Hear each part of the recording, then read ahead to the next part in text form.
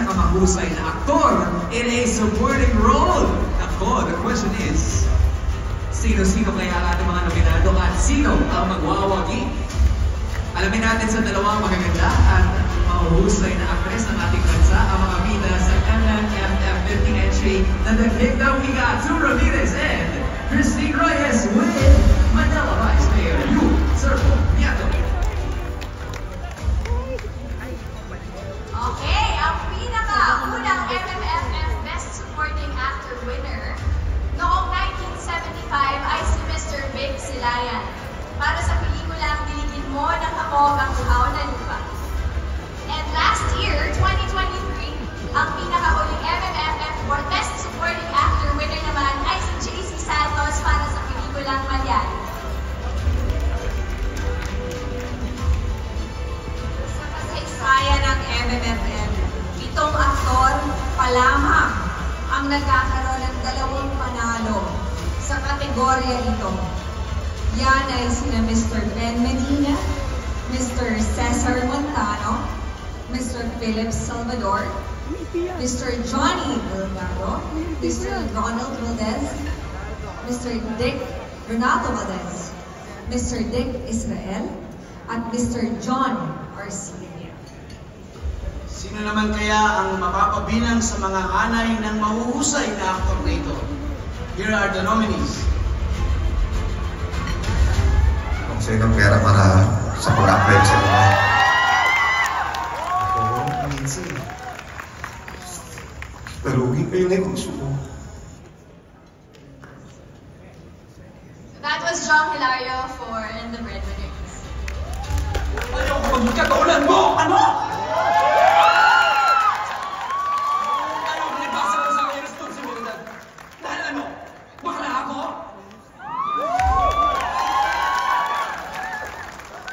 Okay, Di Santos? Kontrabando.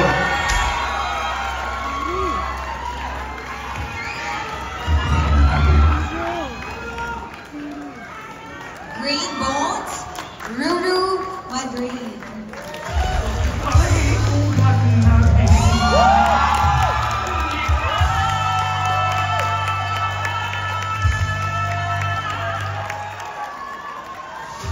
David Ezra for Isang Himanag. Ang panghilan. Magkabanggaman tayo ng paniniwala. Lahat tayo kung hindi man kapatid ay anak.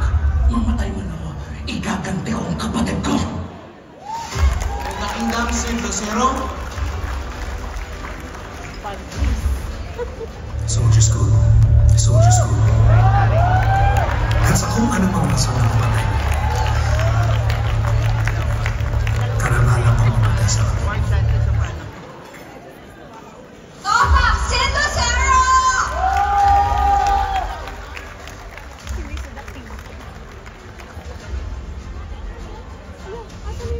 And the MMFF 15 Best Supporting Actor winner is...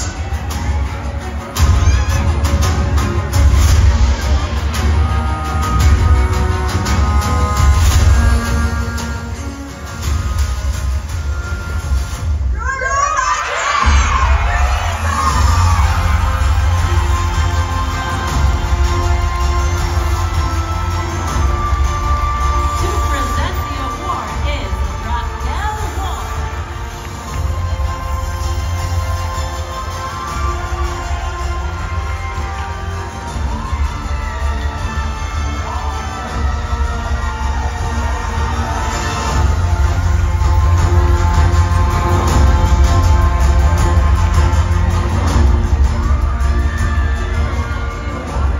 Raquel Wong.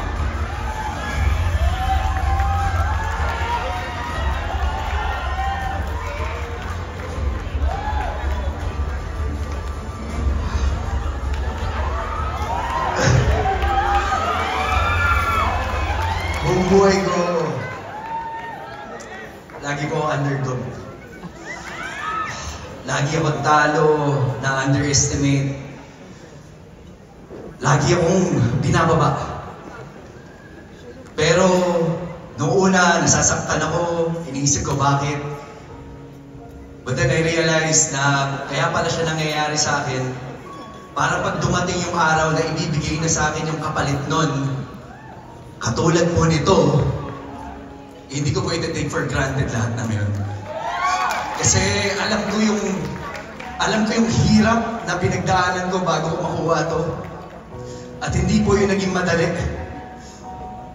Kaya siguro gusto ko lang rin po sabihin to dahil alam ko na marami pong nakangarap na sumusuko na lang dahil nauunahan po sila ng takot, nauunahan sila ng hindi nila kaya, na pakiramdam nila walang naniniwala sa kanila.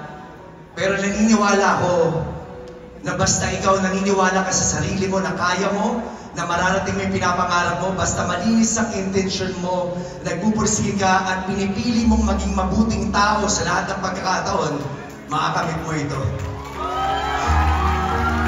Kaya nais ko magpasalamat sa lahat ng mga taong naniniwala po sa akin simula una pa. Pamilya ko, magmula sa magulang ko, sa mga kapatid ko, sa aking angkan, sa mga kaibigan ko, sa mga katrabaho ko, sa aking home network, GMA, na totoong unang nagtiwala po sa akin. To my Sparkle family, maraming salamat, Miss Joy Marcelo, Boss Vic, Kuya Jay, and of course, sa bubuo po ng Green Bones. Grabe. Ang dahil mong pinagdaanan ito. Of course, sa bubuo ng GMA Pictures, GMA Public Affairs. Miss Nessa, thank you. Miss Annette, thank you. Miss Ange, salamat po sa inyo. Direk Zig, maraming salamat sa gabay mo sa akin. Salamat po. Kuya JC, thank you so much.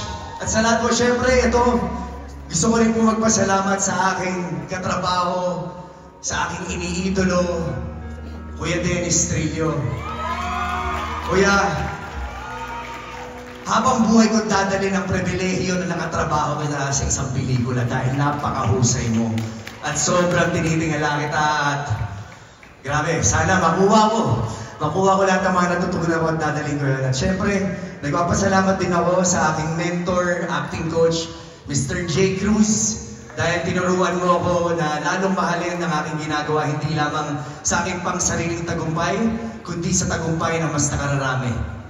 At higit po sa lahat, sa isang taong pinakamalaking inspirasyon ko sa nagpabago sa aking buhay. Hindi ko mararating to kundi dahil sa'yo. Dahil ikaw, yung totoong naniniwala sa akin ng mga panahon na walang-wala ako. Ikaw yung nandyan, ikaw yung kinakapitan ko, ikaw yung sandigan ko. Kaya maraming salamat, mahal ko, at magkasama natin ito pa rin ang lahat ng mga pangarap natin sa buhay. And of course, to MMFF, sa atong bumula MMFF, sa lahat po ng jury, maraming salamat po sa inyo.